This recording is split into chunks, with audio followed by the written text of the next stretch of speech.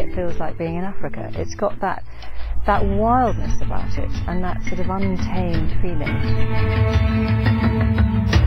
Everywhere you look on the Knepp Estate in Sussex, there is life. It wasn't always like this. It would have been wheat, barley, maize. Flat.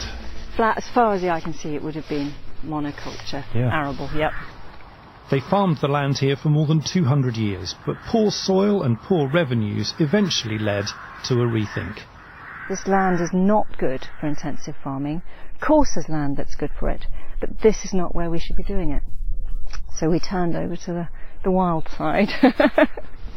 For the last 15 years or so, the 3,500 acres here has been left to nature. But there are questions about how wild this is. Grazing animals like Exmoor ponies have been introduced to stop the land being overcrowded by trees. The longhorn cattle, also introduced, are controlled, farmed and sold as premium quality meat.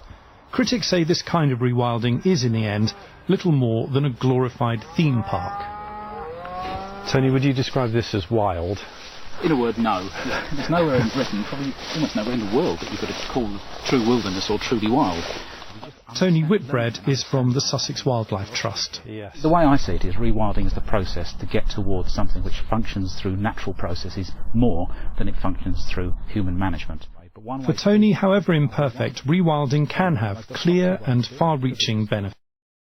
Building up soils, carbon sequestration, reducing flooding is a big one. That's the main thing. Reducing erosion, pollination in a general area. If you've got more plants, then the surrounding crops can get pollinated better. So there are a lot of benefits which come out of a system like this.